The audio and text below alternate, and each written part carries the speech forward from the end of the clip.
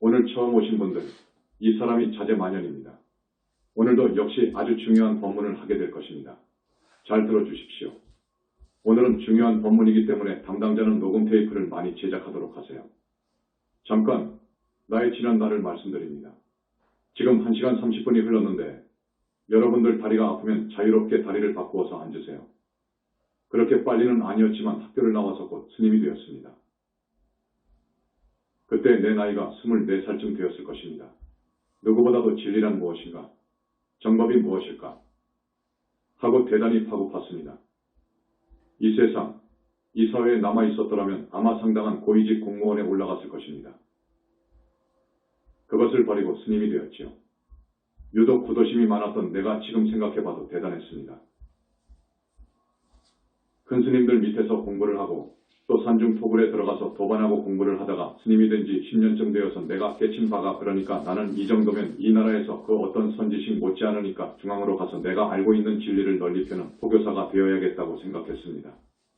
그러면서도 한편으로 그때까지는 선불교가 우리 모두가 가야 할 진정한 불법의 길이라고 알았지요. 그렇지만 내가 등록을 해보니까 그들이 이야기하는 대자유는 아니었습니다. 자유롭긴 해도 그것은 제한적일 뿐이었습니다.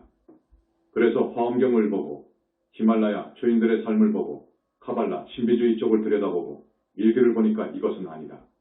나는 여기서 만족을 못한다. 그래서 외도라는 지탄을 받았지만 과감하게 연불로 회귀했습니다. 그 후로 30여 년간 연불 수행을 하면서 여러 교학을 보고 동서고금이 철학을 살펴봤어도 만족할 수가 없었습니다. 그러던 차에 여러분들이 잘 아시는 우리 광명 만덕님을 만났습니다. 그래서 진짜 연불을 했습니다. 금강경을 읽고 다란이를 하고 석가모니부를 열심히 치명했습니다. 그래서 부처님으로부터 붓다의 인가를 받았습니다. 여러분, 붓다라고 하면 엄청난 법이 옳시다. 부처님 이후로 두셋밖에 되지 않습니다. 정말로 들은 분은 광명만덕입니다. 지금은 많은 사람들 앞에서 이것이 정법이요 하고 정말로 자신 있게 말할 수 있습니다. 여러분, 그리고 오늘 처음 오신 분, 잘 오셨습니다. 지금까지 내 법문을 많이 들으신 분, 오늘도 새로울 것입니다. 여러분은 우리와 인연이 있기 때문에 금생에도 잘 살아야 되고 다음 생에도 잘 살아야 되고 그리고 윤회를 벗어나야 됩니다. 윤회 있습니다. 욕도 있습니다. 지옥 있습니다. 극락이 있습니다. 이렇게 자신 있게 말한 사람은 역사 이후로 없습니다. 이 정도만 말씀드리고 본론으로 들어가겠습니다. 내가 21세기 붓다의 메시지 권을 쓸 때 이 사람을 소개했습니다. 누구냐? 정복창입니다. 책을 많이 읽으신 분은 아마 그냥 알아들을 것입니다. 정복창, 아시는 분? 몇 사람 있네. 됐습니다. 이분은 내가 그때 한두 줄 정도로 소개했습니다. 스스로 만장을 쓰고 좌탈한 유가 애 큰 도인 아마 이렇게 써놓았을 것입니다. 이 정도로만 설명했습니다. 좌탈이라는 것은 앉아서 죽었단 말이에요. 만장을 아시죠? 만장, 여러분 성현 나갈 때 만장 나가지요. 스스로 자기 만장을 써놓고 좌탈한 분입니다. 그분은 엄밀히 말하면 유가가 아니라 선도 쪽입니다. 내가 오늘 이분의 일생을 여러분에게 간단하게 전하겠습니다. 그 뜻이 있습니다. 오늘 여러분한테 왜 이분, 정복창을 소개 올려드리느냐? 이분은 상당한 신통이 있었습니다. 신통 등을 비롯해서 외도에 대해서 이야기를 하고 정법에 대해서 이야기하고 싶어서 정복창이라고 하는 인물을 오늘 여러분한테 소개를 해드립니다. 이조시대의 왕, 중종 다음에 인종, 그 다음에 명종, 그 다음에 선조로 가지요. 정복창은 그 당시 중종, 인종, 명종대의 도인이었습니다. 2인이었습니다. 그런데 인종이라는 왕은 등극하여 재위기간 이 1년밖에 되지 않았는데 그 인종도 신통을 했습니다. 정복창은 그 인종이 정신적으로 가장 존경한 스승이었습니다. 중종이 승하하고 인종이 등극했는데 인종이 병풍 뒤에다가 스스로 써놓은 것이 있습니다. 내가 왕이 되면 영의정은 정함 조광조를 기용할 것이고 좌의정에는 화담 서경덕을, 우의정에는 북창 정념을 기용한다. 이렇게 써놓은 것이 있어요. 이만큼 정복창이라는 인물을 인종이 정신적으로 대단히 존경했습니다. 여러분이 역사를 배워서 아시겠지만 정복창이 살았던 전후의 조선 양반사회는 연산군의 사화가 지나갔던 여파 때문에 많은 벼슬아치들이 자기의 목숨을 예측할 수 없었던 때였습니다. 정복창은 선천적으로 벼슬기를 싫어한 사람이었습니다. 그래서 벼슬에는 뜻을 두지 않았습니다. 정복창은 공부를 많이 했지요. 유교 불교선도, 유불선 모두 상당한 수준이었습니다. 그래서 우리나라에서 손꼽을 만한 학덕이 갖춰진 대단한 이인이었습니다. 인종왕도 학문과 도덕이 상당히 높은 분입니다. 앞에서도 말씀드렸지만 제위에 오른 지 1년 만에 승하했습니다. 인종왕이 어느 동지 날 동궁에 있었을 때입니다. 동지의 팥죽을 써먹지요. 동궁의 관원들과 이야기를 하던 중에 벼랑간 혼자 큰 소리로 웃어요. 임금이 실없이 웃는다고. 그러니까 동궁의 관원들이 어찌해서 그렇게 웃으십니까?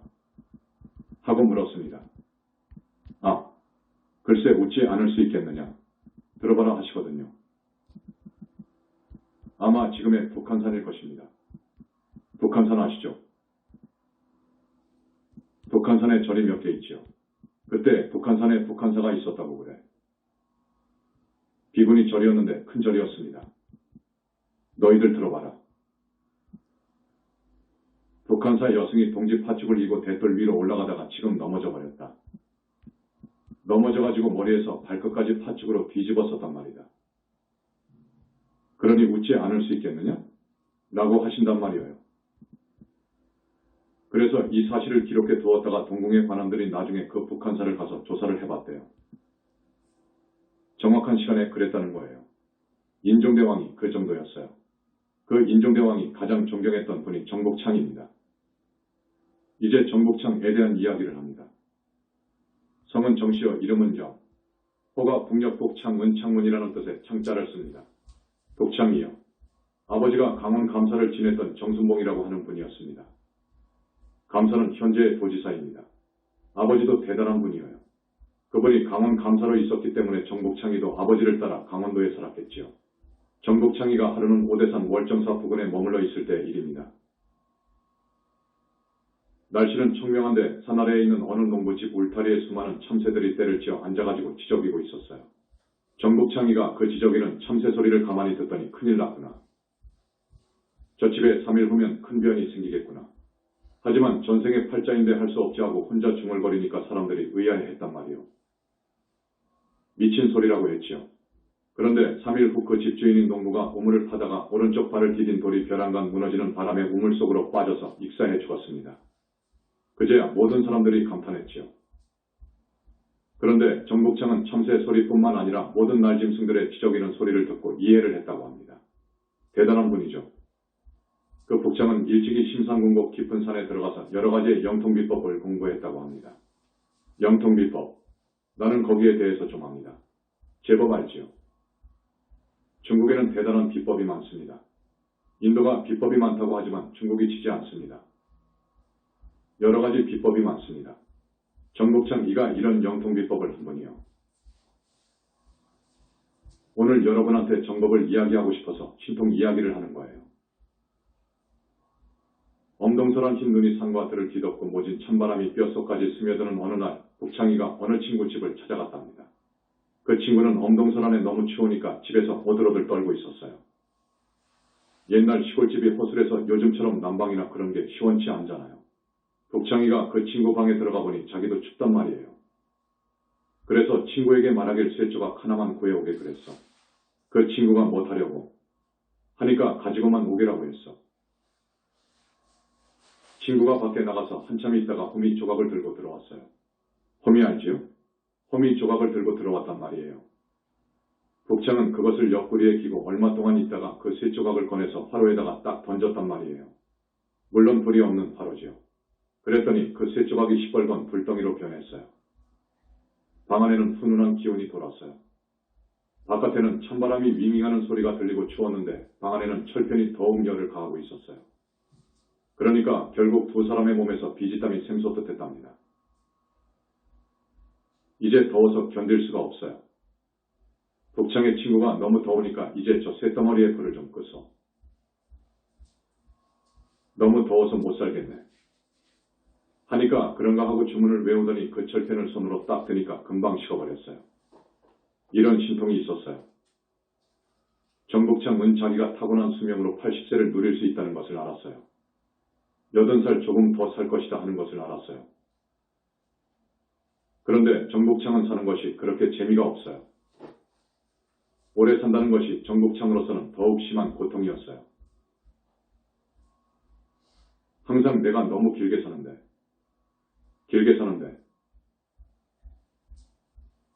이러면 안 되는데 하고 자탄했답니다. 어느 날 복창의 친구가 찾아왔습니다. 그 친구도 선도를 한 사람이었어요. 여러분, 선도 그러면 아실 겁니다. 기 공부하시죠. 그 친구가 찾아와서 하는 말이 내가 노부모와 자식들을 데리고 제대로 살 수가 없네. 내가 과거 시험을 봐야 되겠는데 좀 한번 봐주게. 중이 제 머리 못 깎는다는 말이 있듯이 내가 선도를 그렇게 했어도 욕심이 눈을 가려 흐려지네 그려. 그러니까 내가 금년에 과거를 보는데 합격하겠는가 불합격하겠는가 좀 한번 봐주게라고 했답니다. 정복창은 그 친구보다도 몇 단계 더 공부가 높이 된 분이거든요. 하는 말이 자네가 선도를 하는데 지금 자네 몸으로는 신선이 될 수도 없고 인도 환생에서 다음 생에나 가야 신선이 될 것이네. 그리고 지금 자네가 바라는 과거는 금년에 본다고 하지만 신통치 않네. 그 친구는 자기가 타고난 수명도 길지 않다는 것과 과거에도 합격될 수 없다는 말을 듣고 낙담해서 돌아갔습니다. 그러다가 다시 찾아왔습니다. 여복의 복창. 전번에 자네 말대로 내가 과거에 떨어졌네. 우리 부모는 더욱 늙어가. 자식들은 아직도 미워해. 그런데 내가 명이 짧다고 하니 죽게 되면 우리 집안은 멸망하는 판국인이 여복의 친구. 나의 명을 좀 잊게 해주소. 이렇게 사정을 한단 말이에요. 복창이 하는 말이 하늘이 정해준 목숨을 어떻게 느리거나 줄일 수 있단 말인가. 하고 딱 잡아댔어요. 그러니까 그 친구는 그 이치를 알고 더 이상 조르지 못하고 복창을 붙들고 슬피 울었답니다. 다음에 또 왔어요. 또 와가지고 졸라요. 날 좀 구해주소. 내 명을 이어줄 사람은 자네뿐이네. 나는 노부모와 우리 자식들을 남겨놓고 죽을 수가 없네. 그 친구의 명이 가까워졌어요. 그래서 친구는 정복창 앞에서 무릎을 꿇고 눈물을 흘리면서 간절히 호소를 합니다. 복창이 하는 말이 하늘이 무너져도 솟아날 구멍이 있긴 있다네. 또 다시 들러보게. 한번 생각해 보겠네 했어요. 그 다음에 찾아온 친구를 향해서 복창이가 하는 말이 이래요. 자네 내 말 꼭 명심하게. 돌아오는 새해 정월 보름날 한양의 남문 앞에서 기다리고 있게. 문이 열리자마자 제일 먼저 나무를 싣고 오는 노인이 있을 것이네. 그 노인에게 불문곡직하고 달라붙어 살려달라고 해보게. 그 노인이 함부로 떠다밀고 구박해도 끝끝내 애걸해보게. 찰거머리같이 붙어서 애걸해보게. 그러면 수가 있네. 아주 명심하게. 이렇게 말을 했어요. 그 당시 새벽 3시쯤 되면 파루라고 해서 33번의 종이 울립니다. 20장이 파루를 쳐요. 그러면 남문이 열려요. 여러분, 남문이 어디에 있죠? 지금의 남대문 숭례문이에요. 동문은 어디에 있죠? 숙정문이지. 그리고 동문이 있죠. 동대문 흥인지문. 서문이 있죠. 서대문 돈이문. 그 남문이었습니다. 그 친구는 아주 고지식하지. 복창이가 알려준 그 정월 보름날 잠을 자지도 않고 남문 앞으로 갔어. 새벽 3시면 자도 되는데 거기서 꼬박밤을 지새우고 3시가 딱 되니까 파루가 33번 울렸습니다. 급기야 남문이 활짝 열리니까 와. 하고 많은 사람들이 몰려 들어온단 말이에요. 과연 그때 제일 앞에서 들어오는 노인이 있었어요. 물론 그 노인이 나무를 싣고 들어오는 것이었어요. 그래서 그 친구가 벼락같이 달려가서 그 노인을 붙잡고 노인장님, 저를 제발 한번 살려주십시오.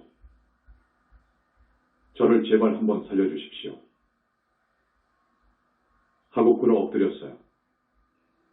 그러니까 그 노인이 버럭 화를 내면서 이놈아. 너는 누구길래 남의 길을 막고 뚱딴지 같은 소리를 하느냐. 썩 물러나지 못할까. 그래도 친구는 더욱 공손한 태도를 보이면서 다 아시면서 뭘 그러십니까? 제발 소인의 목숨을 연장해 주십시오. 소인의 명을 좀 연장시켜 주시옵소서. 하고 더욱 공손한 자세로 무릎 꿇고 애원을 했어요. 이놈아, 도대체 무슨 꿈을 꾸었는지 모르겠으나 무슨 수작을 부리는 거냐? 나무단이나 해서 팔아먹고 사는 이 늙은 노인이 그런 재주가 있으면 이 꼴을 하고 다니겠느냐? 그래도 이 친구에게는 소용없어. 영감님, 제발 살려주십시오. 적선하십시오. 하고 사정사정을 했단 말이에요.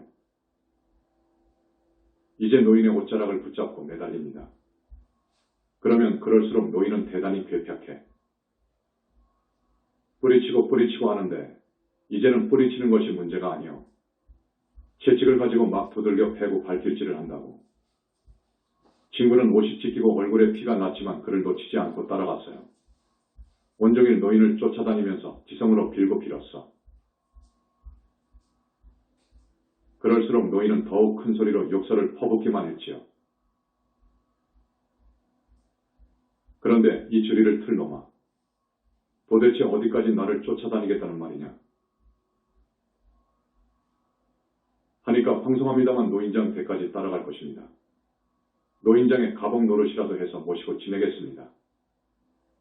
소인의 명을 좀 이어주옵소서. 가복, 종이어요. 종. 이놈아. 내가 나무장사나 해서 근근히 먹고 사는데 웬 종을 둔단 말이냐. 노인과 친구는 그렇게 하루 종일 실랑이를 했답니다. 저녁 무렵이 되어서 한강 나루 백사장까지 왔어요. 그제 앞서가던 노인의 얼굴이 부드러워진 것을 봤어요. 저 모래밭에 좀 앉게. 그리고 혼자서 중얼거려요. 정복창이라는 놈, 매우 고약한 놈이다. 그놈이 함부로 청기를 누설했단 말이야. 그러니 친구가 귀가 번쩍하지. 노인이 정복창의 이야기를 하거든. 노인장께서는 혹시 정복창을 아십니까? 알다 뿐이냐? 그놈이 앞으로 80은 살 놈인데 자기가 안 살겠다니 할 수 있느냐?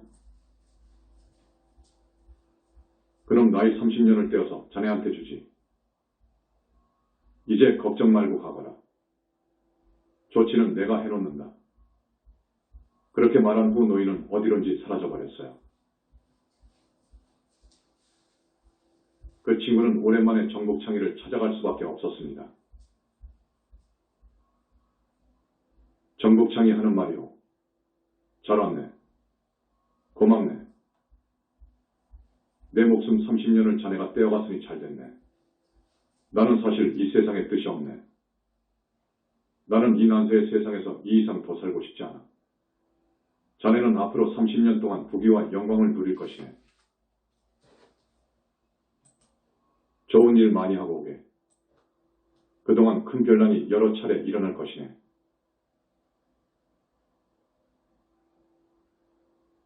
그때마다 선비들의 목숨이 초계같이 달아날 것이야.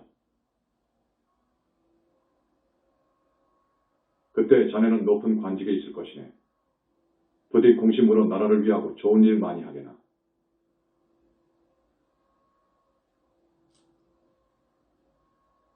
그래서 자네의 수명을 더 늘리게 해준 것이네. 라고 했습니다. 그날 친구와 복창은 얼싸안고 한없이 눈물을 흘리면서 섭섭함을 나눈 후 이별을 했습니다. 그로부터 수십 년이 지난 후 그 친구는 벼슬이 이조판서까지 올라갔습니다. 이조판서이면 지금의 어느 정도인 줄 압니까?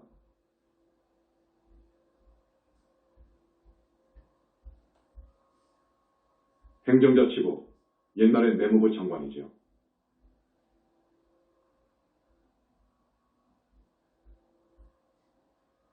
자리까지 올라갔지만 그 친구는 청렴결백했음은 물론 나라에 많은 공을 세웠답니다.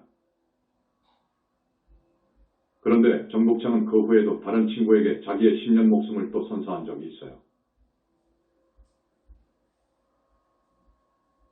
30년은 이 친구한테 줬지요. 다른 친구한테 또 10년을 줬는데 그 이야기가 있습니다.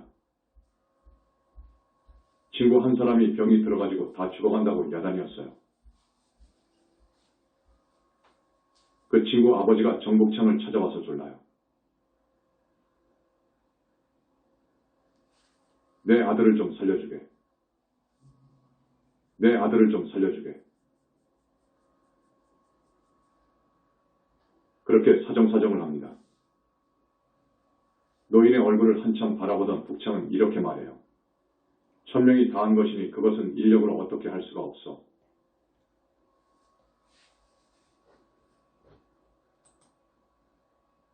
그래도 노인은 북창에게 단단히 달라붙어 사정을 합니다.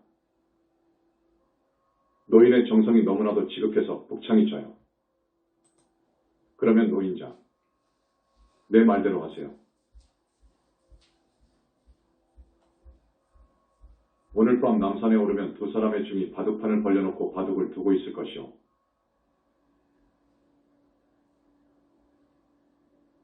그 두 중에게 애걸하십시오. 그러면 좋은 수가 생길 것입니다.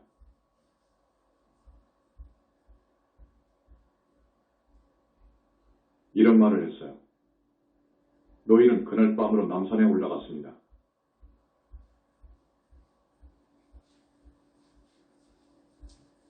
과연 북창의 말대로 두 중이 달빛 아래서 바둑판을 놓고 바둑을 두고 앉아 있었어요.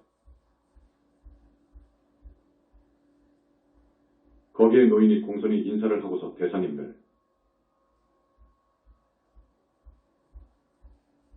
소인의 아들을 구해 주십시오.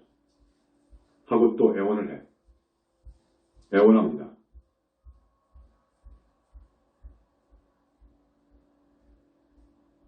그들이 의아해가지고 도대체 누구길래 이 밤중에 여기 와서 사람을 살려달라는 거요. 노인은 그 두 사람의 중 앞에서 무릎을 꿇고 사정을 합니다. 대사님들, 그러지 마시고 한 번만 아들의 목숨을 보살펴 주십시오. 하면서 간곡히 빌고 또 빌었습니다. 그러자 중들은 이윽고 투덜거렸습니다. 아, 그 북창이라는 놈이 번번이 이따위 짓을 한단 말이야. 그러면 할 수 없지. 그놈의 목숨을 또 10년만 감할 수밖에.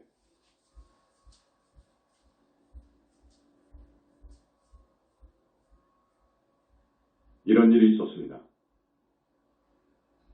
그래서 또 북창의 목숨 10년이 그 친구한테로 보태져 갔습니다. 친구 아버지가 북창을 찾아가서 무수히 살해를 하였답니다. 북창은 얼마 되지 않아 44세의 나이에 죽었습니다. 84살에 죽을 북창이 44세에 죽고 그 아버지도 곧 세상을 떠났다고 합니다. 그런데 이 말이 빠졌네요. 그 할아버지, 그 나무단을 싣고 한강 백사장까지 가가지고 정복창 애 목숨 30년을 그 친구에게 떼어준 그 할아버지 말입니다.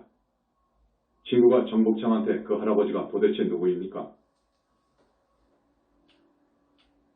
하고 물었어요. 그러니까 정복창 이가 그 할아버지는 하늘의 사명성군이네.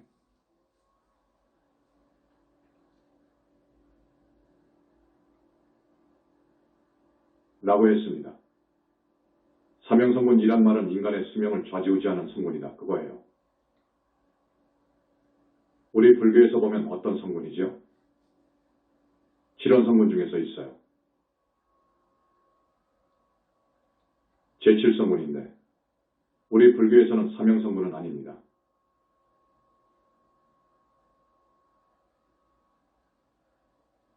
그러니까 내가 볼 때에는 사명성군은 외도의 성군인데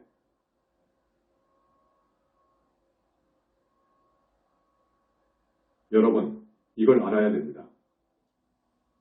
그 설명은 시간 관계상 내가 생략하겠는데 사명성군도 명을 좌지우지합니다. 여러분, 성가 나도가에 옥황상제 가 있잖아요. 줄여서 상제라고 하잖아요.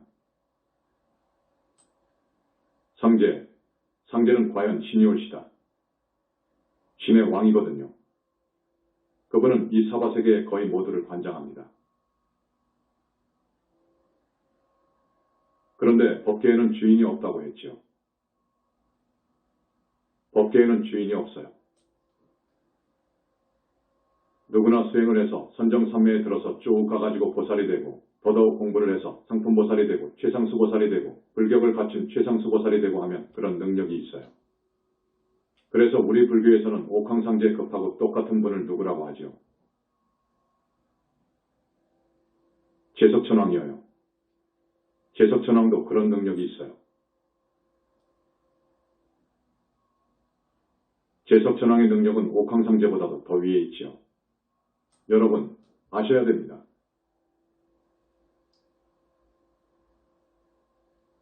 칠원성군도 명을 관장하는 제7파군성군이 그분이에요. 칠원성군들이 관장하는 일을 보면 제1성 탐랑성군은 자손들에게 복을 주고 제2성 검은성군은 장애와 재난을 없애준다. 제3성 녹존성군은 업장을 소멸시켜주고 제4성 문곡성군은 구하는 바를 모두 얻게 해준다. 제5성 염정성군은 100가지 장애를 없애주고 제6성 무곡성군은 복덕을 두루 갖추게 해주며 제7성 파군성군은 수명을 연장시켜준다. 외도 쪽으로는 사명성군이에요. 그 할아버지가 그런 분이네 하고 정복창이가 말한 거예요. 오늘 정복창 이야기를 한 것은 여러분들이 신통이라는 것에 대해서 궁금해하고 내가 그 본질에 대해서 말을 했지만 조금 더 말을 해주고 싶고 또 외도하는 이야기를 좀 하고 싶고 정말 알아야 됩니다, 여러분. 이제 여러분에게 대단히 중요한 법문을 해드립니다. 이 정복창의 신통은 하늘사람 수준입니다. 하늘사람은 오통을 갖추니까요. 그 사람의 명을 미리 알아서 예언을 하고 병을 고칠 수도 있고 더 큰 신통으로 가면 여기에 있다가 갑자기 없어져 버리기도 합니다. 지금 일본에서 우리 신도분들이 왔는데 가령 저분들이 큰 신통을 하는 분한테 아차. 내가 지금 일본의 우리 집 거실에 있는 내 책상 서랍에 일기장을 놔두고 왔네. 그 일기장에 우리 자제마녀 큰 스님의 법문을 꼭 적어야 되겠는데 이거 갖다 줄 수 없겠느냐? 고하면 순식간에 가서 갖다 줄 수도 있습니다. 대단하죠? 물 위를 걸어갈 수도 있어요. 바다 위를 걸어갈 수도 있고 비를 오게 할 수도 있고 하늘을 다닐 수도 있고 땅속을 다닐 수도 있습니다. 이런 것이 큰 신통인데요. 이러한 신통을 어떻게 보느냐 하는 것입니다.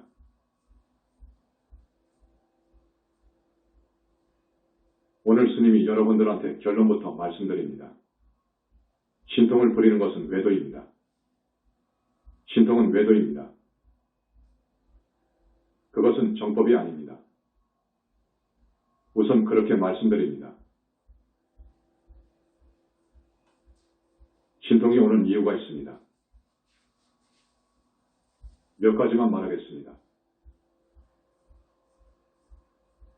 용신, 사신이 빙의되면 올 수 있습니다. 이건 적업 신통이지요. 외도 하늘사람이 천마라고 하지요. 외도 하늘이니까 천마가 붙어서 통하면 그 외도 하늘들과 통하면 그들의 협조를 구해서 쉽게 말하면 그들이 도와주면 신통을 부리는 거예요. 그래서 중국이나 인도 같은 데는 많은 신통을 얻는 법이 있어요. 그걸 영통법 또는 통영법이라고 해요. 온갖 법이 많습니다. 가령 어떤 사람이 독사한테 물렸다. 시골에서 독사한테 물려서 고치고 독사를 부리는 그러한 신통도 있어요. 어떤 진언을 읽으면 그 물은 독사놈부터 그 근방의 독사들이 다 와서 그 사람 주변을 돌아요. 어떤 어떤 진언을 딱 하면 물은 놈만 남아요. 그래서 사람을 물은 죄로 너를 반드시 죽여야 되는데 이 정도로만 하고 살려준다 해가지고 그 독사의 머리를 잡고 이빨을 빼내고 보내주는 것이지요. 이런 신통도 있고 가령 어느 집이 오늘 제삿날인데 떡을 할 거 아닙니까? 그런데 떡이 먹고 싶단 말이에요. 신식법이라고 해가지고 떡을 가져오는 법이 있어요. 떡실을 치러 온단 말이에요. 바깥에서 쿵 소리가 나서 열어보면 떡시루가 와 있단 말이에요. 그런 법을 위시해서 많은 법이 있습니다. 호풍환호 하는 법도 있고 응갑하는 법도 있고요. 많습니다. 인도가 그러더라고요. 인도에 많은 비법이 있습니다. 여러분, 그 많은 신통법을 조금이라도 부러워하거나 선망의 눈으로 보지 마시라고요. 신통한다고 해서 그렇게 대단하게 보지 마시라고요. 그건 정말로 몹쓸 것이니까요. 거기에 혹하지 말라고요. 신통을 얻으면 예언도 할 수 있고 병을 낫게 할 수도 있습니다. 특히 용신이나 사신, 이것들과 통하게 되면 몰래 많은 여자를 가늠합니다. 또 한 사람을 죽입니다. 이런 무서운 업을 짓습니다. 다른 하늘신을 통해서 하는 신통도 우주질서를 어기는 것이고 역행하는 것이고 천기를 누설하는 것입니다. 이건 안 됩니다. 이런 신통을 하다 죽으면 지옥으로 간답니다. 여러분.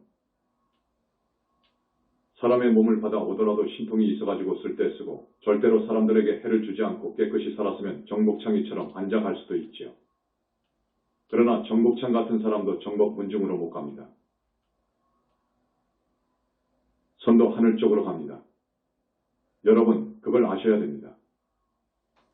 제성하늘 정도 갑니다. 여러분이 꼭 알아두어야 할 것이 있어요. 우리는 외도의 권속이 되면 안 되어요. 정법의 문중으로 들어와야지. 외도의 권속으로 빠지면 절대 안 돼. 희망이 없고 미래가 없어요. 그 이유가 있어요. 신통을 하게 되면 외도의 권속이 된다고요. 그 외도 쪽 하늘신하고 통하기 때문에 그쪽 계열의 권속이 되어버린다고요. 이것이 문제예요. 용신이 빙의되었다. 어제 어느 신도분 천도제를 올려드렸는데 그 여자분이 용신에 빙의되어 있어요. 용신 빙의는 여러분이 많이 아실 겁니다. 오늘 처음 오신 분들은 모르시죠? 구렁이 신이 그 여자의 응문으로 들어오는 거예요. 그래서 물어보니까 몸을 감고 있는 감이 있다 그래요. 그렇게 되면 어떻게 되느냐? 그 용신 집단이 있습니다. 외도신들도 외도 하늘 집단이 있습니다. 집단을 이루어 삽니다. 하늘에는 외도 하늘이 많아요. 사신하고 신통이 되었다. 통했다. 사신 집단이 있어요. 그것하고 통해요. 사신이 빙의하죠. 그 빙의가 오래가면 이 몸에다가 그들의 기를 뼈, 속, 피, 속까지 전부 심어놔요. 그래서 용신이 빙의되어서 죽으면 반드시 구렁이 지옥으로 가요. 축생 몸을 받으면 구렁이가 되어요. 사람의 몸을 받으면 사람으로 오지만 또 그것들하고 인연이 되어서 그것들이 빙의합니다. 그것들의 권속이니까요. 그래서 이러한 용신이나 사신이나 하늘신한테 빙의되면 이것 떼기가 어려워요. 뗄 수가 없어요. 용신에 빙의되면 그놈 하나를 꺼내면 되거든요. 꺼내면 되는데 그 권속의 집단이 수천만이어요.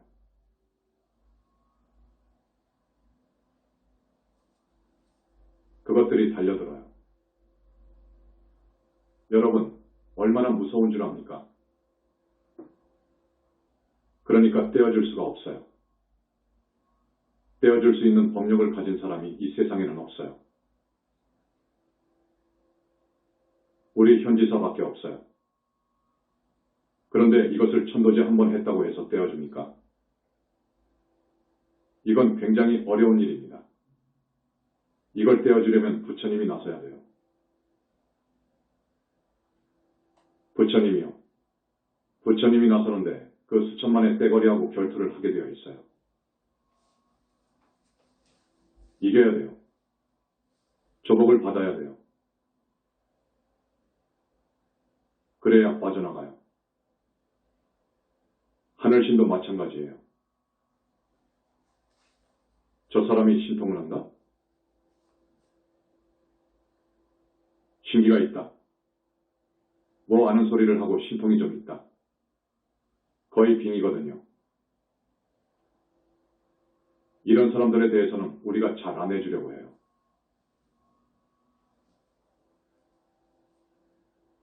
못 해줘요.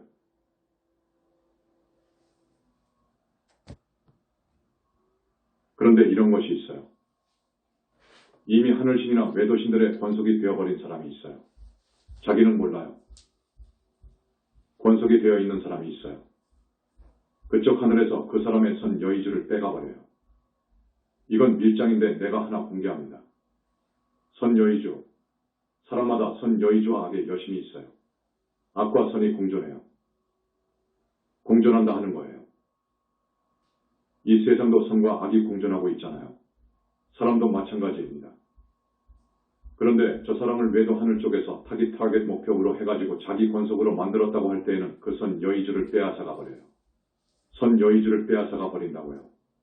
그러니까 우리가 잘 내주지 않으려고 하는 것은 그 사람의 선 여의주를 빼앗아 와줘야 되고, 그리고 하늘신들 천마을 조복 받아야 되는 이런 어려움이 있어요. 그래도 해달라고 부처님한테 여러 번 공양을 올리면서 발언을 하고, 또 부처님 회상에 성근 공덕을 짓는다고 해서 보시도 하고, 그 사람이 착하고 신심이 깊고 자꾸 해달라고 발언하면 해줘요. 해줄 때에는 우리가 각오를 해요. 부처님께서 번거로움을 무릅쓰고 결단을 합니다. 먼저 그 사람의 선여의주를 빼앗아 와야 됩니다. 선여의주라는 것은 뭐냐? 착하게 살 수 있는 힘의 원천입니다. 그 선여의주를 빼가버리면 그 사람은 악의 여신의 지배를 받아요. 착하게 못 살아요. 이 사람은 나쁜 인연만 만나고 해서 나쁜 짓만 해요. 이 사람은 나쁜 짓만 한다고요. 이 사람은 그 하늘 계열이기 때문에 그쪽에서 딱 조정을 하지요.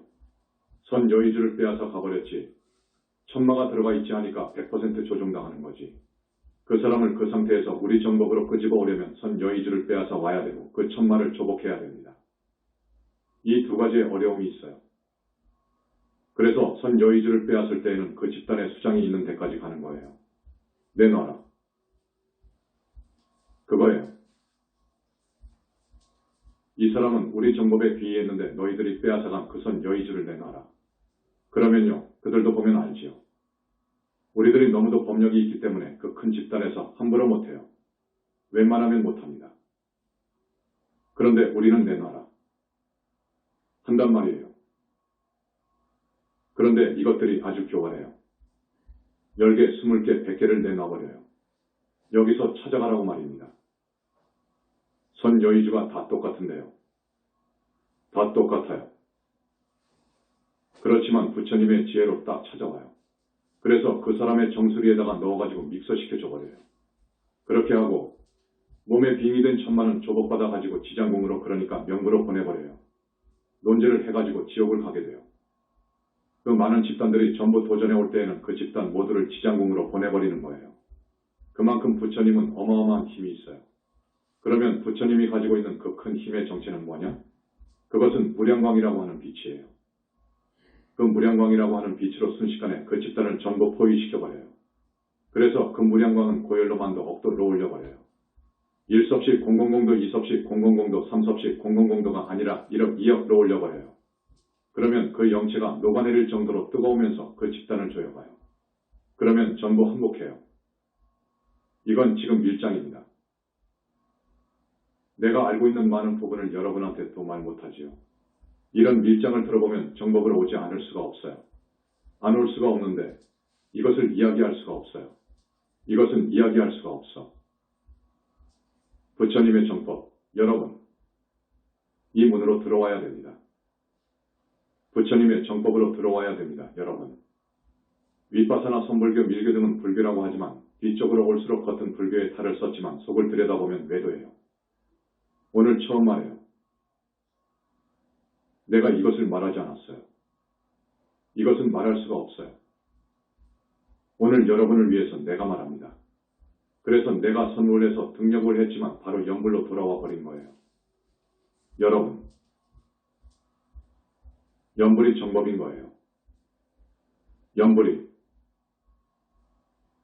이 삼천대천세계, 특히 하늘세계의 사람들, 외도 하늘 사람들의 생태, 이거 복잡해요.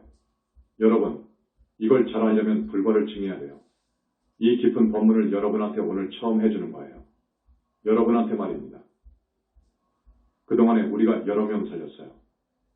용신에 빙의 된 사람, 용신을 떼어줬고 그래서 그 집단이 몰려와가지고 도전을 해왔기 때문에 그 집단을 항복받았습니다. 화엄용신 있죠?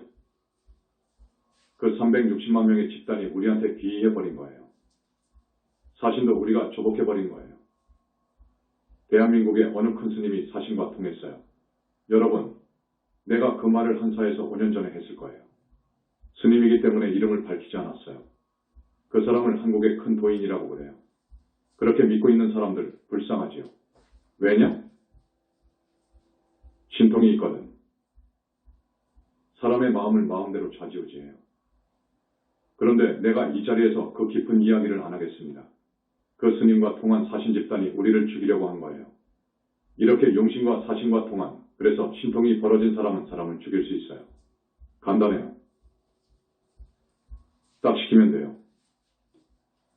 그런데 그 힘이 우리한테 못 와요. 그러다가 발각이 되면 부처님 세계에서 그냥 놔두잖아요. 놔둘 수 없어요.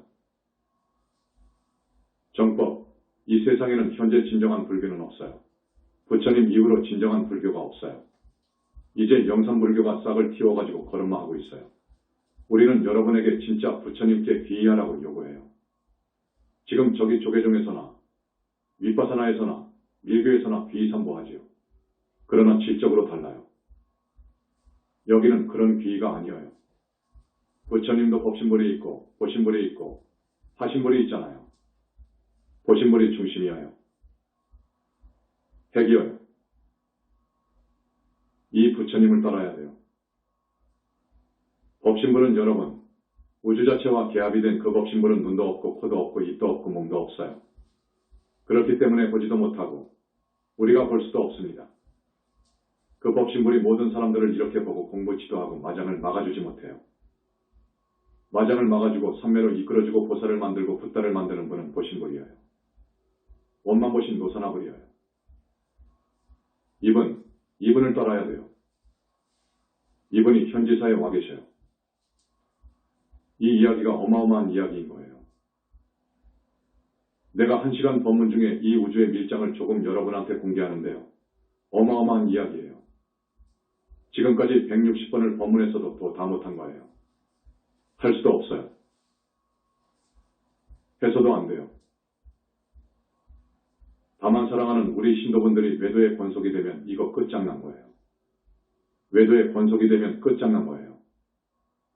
어제 용신이 빙의된 그 여인, 안타깝고 불쌍하지요. 그 용신을 떼어줘야지요. 그런데 우리에게 귀의하지 않은 용신들이 한없이 많아요.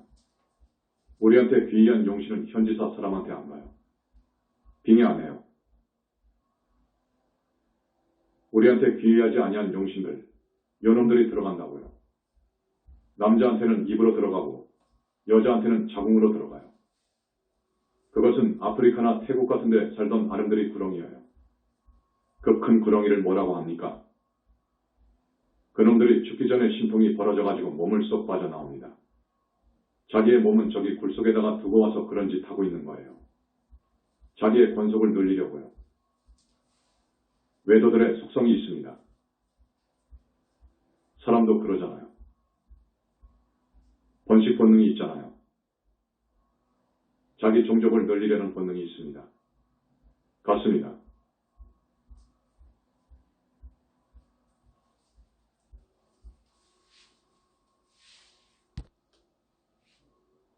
여러분, 절대로 외도의 권속이 되지 않아야 해. 되면 큰일 나요. 진짜 부처님한테 귀의해야 돼요. 보신 부처님한테 귀의해야 돼. 부처님 이후로 어마어마한 신통을 하는 많은 초인들이 있습니다. 외도의 교주들 대단하지요.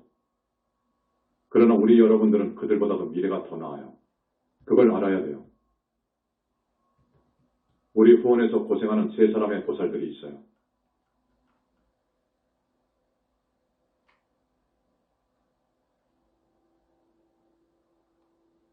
모두 다 마음이 참 청정해요. 월급 딱딱 받아서 저축해가지고 돈이 어느 정도 적립되면 천도제예요. 또 우리 부처님한테 공양 올립니다. 현지사의 공양은 진짜 부처님 공양이옵시다. 정말로 훌륭한 분이에요. 내가 감히 이야기할 수 있어요. 역사 이후 대단한 신통을 부리는 어떠한 도인, 저 다른 종교의 교주, 앞으로 따라오지 못하지요. 우리 신도분들 희망이 있고 미래가 있어요. 여기 엊그제 내려오니까 바깥에서 열심히 포교하고 있는 분들이 있더라고요. 정말로 욕심이 없고 그 사람을 구제해주기 위해서 우리 현지사로 한 사람이라도 더 끌어오려고 추운데도 바깥 포교일선에서 열심히 뛰는 사람들이 있어요. 그 사람들 훌륭해요. 그런 신심과 성근공덕이라면 미래가 있어요. 비록 지금 아라한이나 보살의 인가를 받지 못했다고 하더라도 그 사람들은 미래가 있어요. 그분들은 미래가 밝아요. 그 사람들은 하늘 가요. 하늘 더 가요. 앞으로 성근공덕을 더 쌓고 공로만 더 세우면 어찌 아라한 안 되고 보살 안 되겠습니까? 되지요. 3계의 지존이시고 3계의 대법왕이시고 남선부주 대교주이신 석가모니 부처님께, 보신 부처님께 우리는 귀의해야 돼요. 이것이 사는 길이고 이것이 생사윤회를 벗어나는 길이에요. 우리 현지사가 이 세상에 출현하기 전에는 연불종이 있었어요. 연륜이 깊지요. 저기 중국 당나라 이전이지요. 연불종을 개창한 해원 스님으로부터 당나라로 넘어와서 도자크로 선돌로 해서 송나라의 연지 대사로 이렇게 쭉 내려오는데 그것도 좋아요. 아미타불을 염하지요. 차선책이어요. 그런데 우리는 금강경 읽고 다라니하고 부처님 성우를 치명하라고 하잖아요. 거기는 무조건 나무 아미타불만 하지요. 경전을 읽지 않는 이건 점수를 쉰점 밖에 주지 않는다고 부처님께서 말씀하셔요. 그래서 우리는 경전을 읽도록 합니다. 경전을 읽도록 말입니다. 그리고 금강경을 외우는 분도 있는데 물론 수지 독성은 대단히 좋은 일이지요. 잘하는 일이지요. 외우는 것, 외우는 것은 참 대단하지요.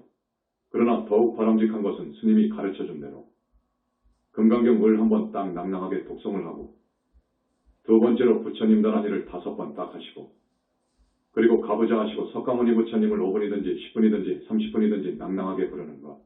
그러면서 처음이나 끝이나 중간에 귀의하되 나는 우리 부처님한테 귀의합니다. 몸 마음 다 바칩니다.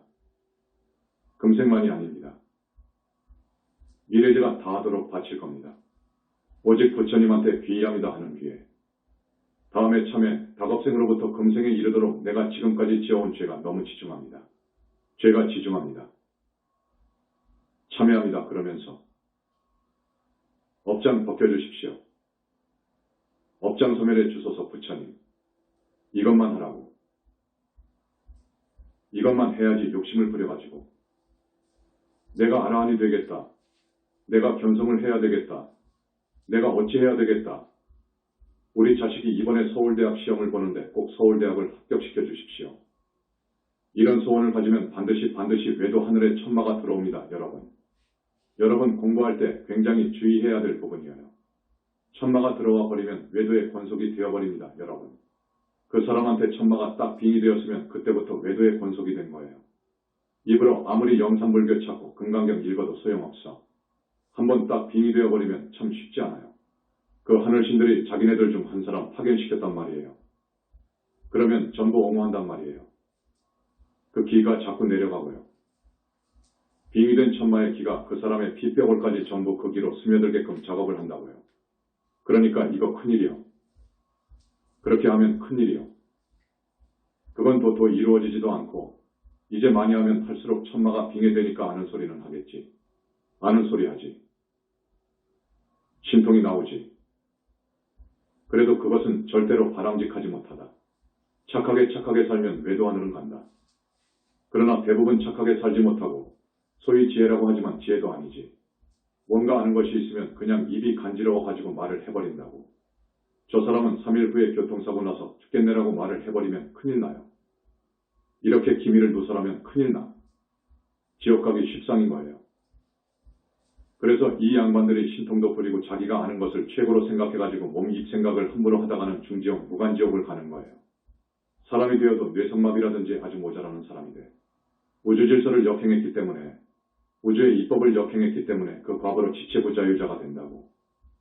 오늘 시간이 없어서 간단하게 한마디 말합니다. 티베트 밀교는 자꾸 사람 몸받아 오려고 그래. 이건 우주질서를 위배한 거예요. 부처님께서는 이것을 굉장히 안 좋게 봐요. 전부 이렇게 우주질서를 역행하면 지옥을 간다고 확신합니다. 그리고 달라이라마도 예외는 아니에요. 알아두십시오. 그 다음, 염불이 정법입니다. 염불은 언제 어디서 무엇을 하든 간에 항상 석가모니불을 해야 돼. 그리고 착하고 착한 사람이 되어서 못말 생각은 팔정도를 행하고 염불을 해야 돼. 사성제 팔정도 치명염불, 이것이 정법이요. 사성제 팔정도 치명염불, 이것이 정법이요. 이거 알아야 돼. 이것을 설명하려면 많은 시간이 필요한데 사성제에 대한 소신이 뚜렷해야 돼. 그러면 이것을 들여다보면 여기엔 하나님이 없어. 이렇게 나가. 사성제 팔정도 치명염불, 이것이 정법이요.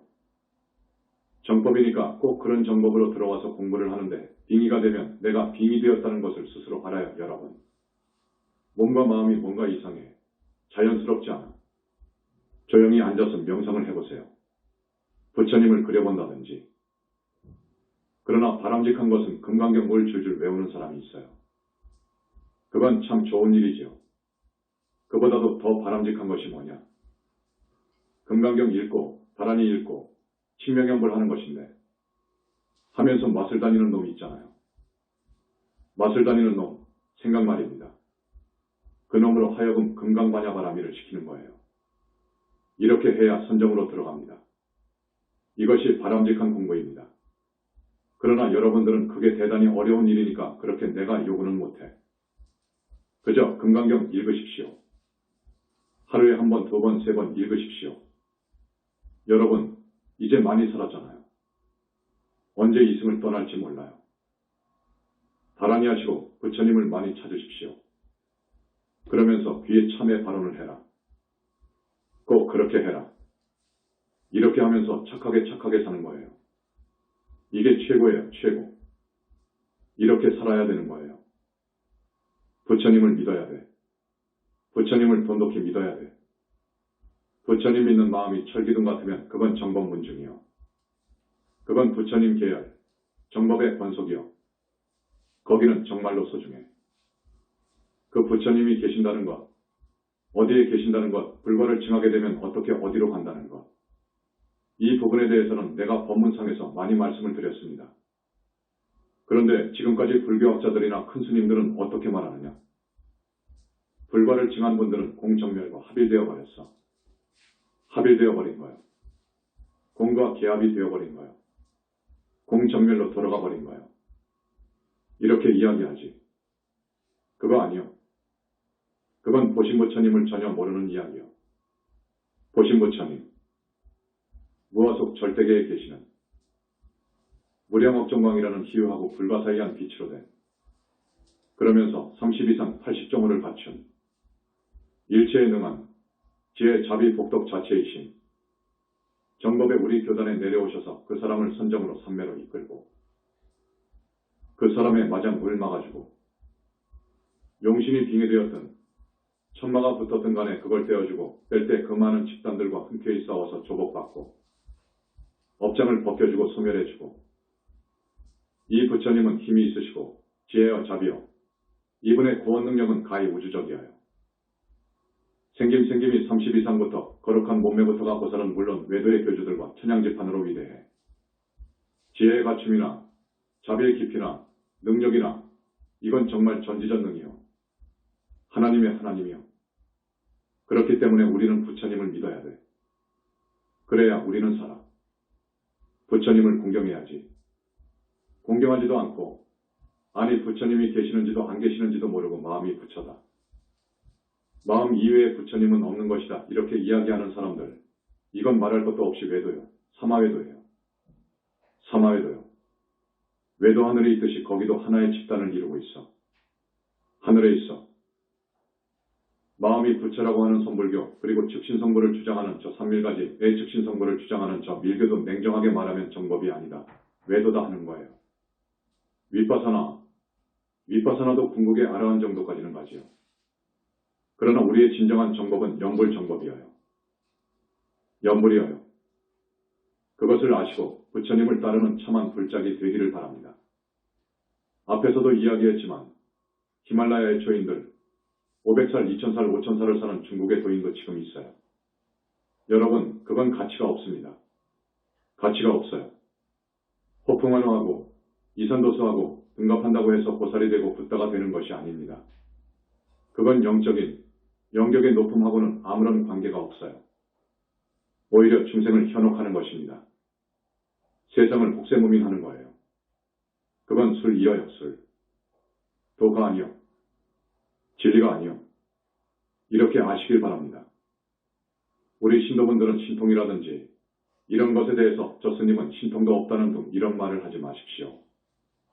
진정한 신통은 돌아가신 부모 조상님을 천도해주는 능력이어요. 이건 대단한 거예요. 우리 영산불교의 광명 만덕님 같은 분 대단합니다. 그러나 우리가 더 이상 이 세상에다가 대고 이런 자신 있는 소리를 하지 않는 이유는 지금 5년 10년도 되지 않았는데 현지사가 발목할 만하게 발전했지 않습니까? 이보다도 10배로 발전시킬 수 있지만 이렇게 하면 우리를 시기하고 우리를 어떤 방법으로든지 제거하려고 하는 세력이 생기게 됩니다. 여러분, 역사를 한번 공부해보세요. 불꽃같이 일어나는 것은 좋지 않습니다. 지금 우리가 잘 조절해 가지고 갑니다. 여러분, 부처님의 능력은 기가 막혀요. 왜 BTN 하나 못합니까? 라고 하죠. 그것은 아무것도 아니에요. 방금도 말씀했듯이 우리가 지금 영산불교가 가는 속도를 조절하는 거예요. 조절해 가고 있는 거예요. 그렇게 아십시오. 우리 중생들은 업장이 태산만 해요. 지중한 업장이 정말 태산만 하다는 것을 아십시오. 여러분이 지중한 업이라는 것을 아셔야 되는데 지중한 업이라는 것은 지중한 죄라는 것은 우리가 일상적으로 짓기 쉬운 시박죄 중에서 극히 극악무도한 것, 그러니까 대표적인 것이 사중죄, 모욕죄예요. 시박, 알지요? 십선의의 반대입니다. 사중죄, 살도운망을 말하지요.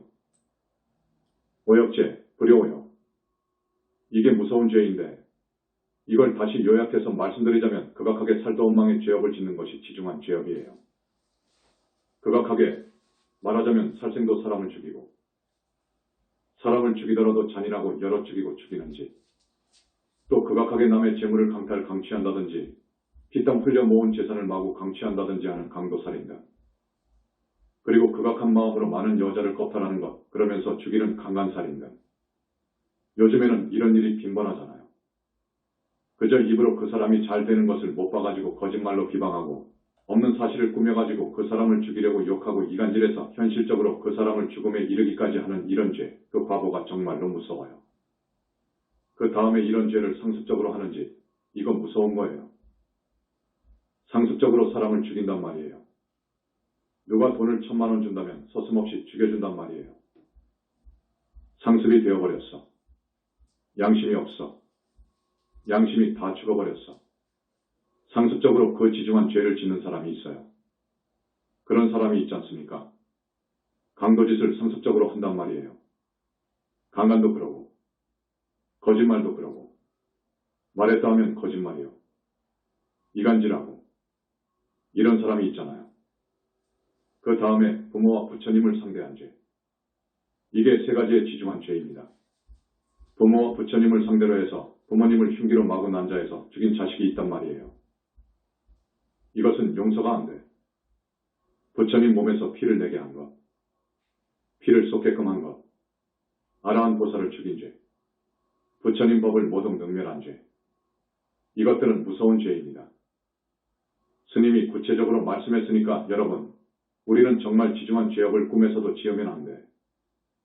이건 무간지옥하니까요. 그래서 우리는 언제나 부처님 품 안에 있어야 돼. 외도로 가면 안 돼. 외도에 빠져서 착하게 살아봤자 하늘은 가겠지요. 외도 하늘은 갑니다. 하지만 그 다음도 외도예요. 거기는 나와도 외도요. 선 여의주를 빼앗겼기 때문에 외도요. 조금 나쁜 인연을 만나 업을 지으면 이제 지옥을 가는 거예요. 그러나 우리 부처님 정법을 만나가지고 부처님 정법에 정말로 몸과 마음을 다해서 부처님을 따르고 부처님을 부르고 항상 거룩한 부처님의 상호를 생각하고 거룩한 인격을 생각하고 능력을 생각하고 그래서 발언을 하고 이렇게 사는 사람들은 희망이 있어요. 확실히 희망이 있습니다. 하늘을 갈 것이고 육도 윤회를 벗어날 것이고 이 사람은 보살이 돼요. 반드시 그렇게 되어 있어요. 여기 와주신 우리 신도분들 중에서 식기 있는 사람, 천마의 빙이 된 사람, 용신의 빙이 된 사람이 있어요. 그 사람은 어떻게든지 떼어야 돼. 영산불교를 만났으니까 떼어야 돼. 여러분이 간절하면 우리가 떼어줘. 다시 한번 강조하지만 스님이 욕심을 가지고 공부하지 말라고 했습니다. 우리가 불과를 징한 지가 10여 년 돼요. 외도하는 사람들의 그 속성, 천마의 속성을 잘 알아. 그래서 이 외도에 대해서 말씀드린 거예요. 외도한테 잡혀가면 큰일 나.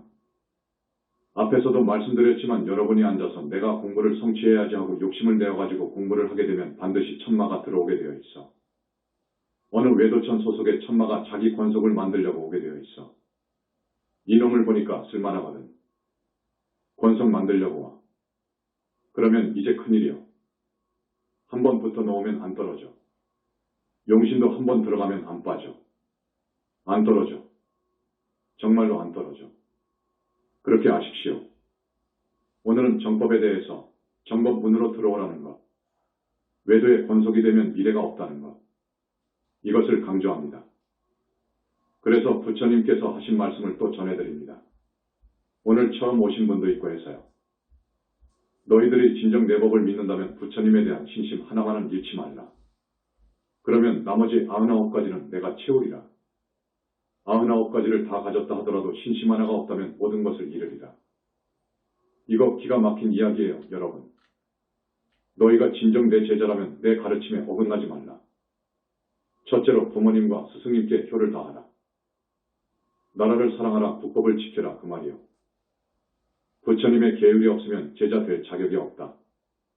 끝없는 자비심에다 하염없는 사랑을 주어라. 모든 일에 최선을 다하라. 말보다 행동 실천이다. 게으르지 말고 부지런하라. 이것이 부처님의 가르침이올시다. 영산불교 현지사가 여러분한테 드리는 그 실천 덕목이올시다. 이건 잊어버리지 말고 꼭 명심하십시오. 지금 시간이 얼마나 되었나? 80분 지났어? 할 것이 이렇게 많은데. 오늘은 이 정도 하겠습니다. 결론입니다. 외도의 해악은 크다. 외도를 믿으면 해가 많다는 말입니다. 손실, 해가 너무 많다 그 말입니다. 해악은 크다. 나는 외도의 권속이 되면 미래가 없다고까지 했다. 사마외도 왜 권속이 정말 되지 말라. 거룩하고 희유하신 우리 부처님, 30 이상 빛으로 절대계의 계심을 믿어라. 그 우주적인 구원의 힘을 믿어라. 착한 사람이 되어서 착하게 살고 부처님 계율 잘 지키고 팔정도 칭명연불하면서 삼계 탈출하기를 염원하라. 연불이 정법이니라. 신통은 정법이 아니다. 하늘을 날고 무리를 걷고 호풍한 후 이산도수 한들 그 신통으로 보살이 되고 붓다 되는 건 아니다. 500살 살고 2000년을 살고 하는 것은 신선도이지 불법은 아니다. 사람으로 왔다가 우주의 질서를 역행해서 다시 사람으로 오고 하는 이 일은 우주의 입법을 반하는 행위로서 무서운 과거를 받을 짓이다. 사람이 되고 또 사람이 되고 또 사람이 되고 하는 어느 불교교파가 있지요. 천기를 누설하여 우주의 법을 거스르고 이렇게 살면 열시왕의 논제를 반드시 받는다. 지옥으로 간다 그 말이요. 닭업생으로 지은 업을 씹고 소멸하고 탐진치 뿌리를 뽑고 악과 습에 탁한 길을 소멸하고 착한 사람 되어 착하게 살아가는 길이 발정도 칭명연불이다. 부처님의 가피를 입어서 보살이 되고 붓다가 되어라. 이것이 영원히 사는 길이요 정법의 길이다. 여러분 아셨지요? 방금도 말씀드렸듯이 내가 공부한 지 10년 만에 등력했습니다. 그래서 이것이 선불교의 실체구나. 선불교 갖고는 안 되겠다. 선불교 갖고는 안 되겠구나. 선불교에서는 대자유를 외치지만 내가 해보니까 자유. 그 자유는 부분적이고 제한적이다. 이것 갖고는 나는 만족할 수 없다. 그래서 도대체 나는 무슨 길로 가야 될까? 어느 길로 가야 될 것인가? 윗바사나? 삼밀가지의 밀교? 다른 종교? 당황을 했지요. 그 입장에서 아무리 깊이 생각하고 또 생각해 보았지만 결론은 연불이구나. 화엄경을 봐라. 법화경을 봐라. 그래서 연불로 돌아온 거예요. 잘한 거예요. 정말로 잘한 거예요. 오늘 1시간 그냥 말씀을 드렸는데 여러분 지금까지 내가 160여 회 법문을 했는데 부처님 이후로 이런 법문한 이들이 없습니다. 그것만 아십시오. 오늘 법문은요. 스님이 여러분한테 다시 한번 정법의 문으로 들어오라고 호소하는 거예요. 연불 공부했던 과거 조사 스님들이 만약에 깊은 산매에 들어갈 수 있어서 아미타 부처님을 직접 만나가지고 대화를 할 수만 있었어도 그런 선지식이 나왔다면 연불정이 굉장히 커졌을 거예요. 그러나 그 누구도 그런 수준이 못 되었습니다. 몇 년 전에 중국의 어느 법사가 이름을 내가 밝히지 않습니다. 극락에 갔다 왔다고 하는데 한마디로 말씀드립니다. 쇼입니다. 거짓입니다. 왜요? 라고 하면 내가 다음 시간에 조목조목 들어서 말씀해드리지요. 부처님 말씀도 그분에 대한 평가를 해주었습니다. 그러나 다른 사람을 혹은 다른 교단을 더 이상 말하고 싶지 않습니다.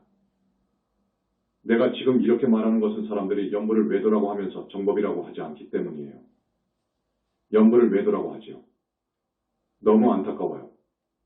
이런 죄를 지으면 큰일 나. 그러지 말라. 알아보고 해야지요.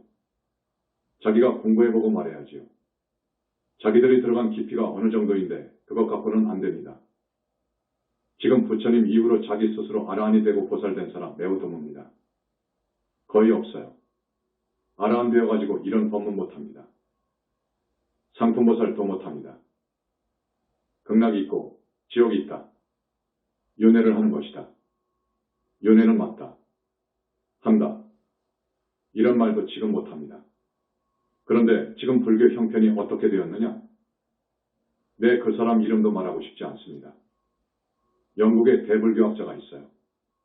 28년 동안 불교학 교수를 지낸 사람이 있어요. 영국 불교학 회장을 지냈어. 그 사람이 하는 말입니다. 윤회는 없다. 자, 맞습니까? 큰일 날 소리지요. 큰일 날 소리입니다. 이건 중생을 오도하고 법을 능멸하는 이야기예요. 모두 합장하시고 오늘 처음 오신 분들 여러분을 위해서 스님이 그렇게 호소하는 거예요. 또 우리 신도분들 오늘 법문 다시 한번 마음에 새기시고 진짜 불자가 되기 바랍니다. 진짜 불자가 되기 바랍니다. 사성제 8정도 치명연불이 정법이 옵시다. 이걸 외도라고 하면 그 사람은 지옥 갑니다. 여러분 지옥 있습니다. 지옥 있습니다. 나무 영산불멸 학수상전 시아본사 고원실성 석가모니불 천상천하무여불 시방세계 영무비 세간소유화진견 일체무유여불자 고아일심 기명정래 내가 20대에 어떤 절에 가서 고시공부를 할 때인데 같이 공부하는 그분이 이야기를 하더라고요. 길을 오는데 꽃뱀이 이 돌무더기에서 나오길래 딱 죽였더니 또 한 놈이 나오더래요. 그래서 그냥 또 큰 돌멩이로 즉사시켰더니 또 나오더래요. 또 죽였더니 또 나오더래요.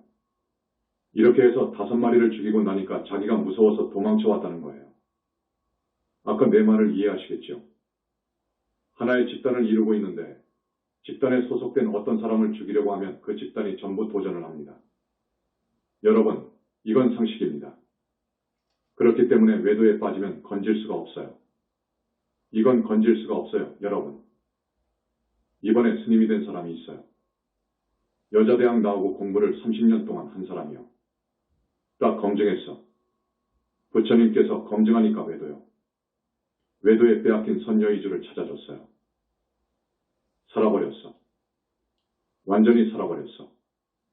어머니, 좋으세요? 그 스님의 어머니한테.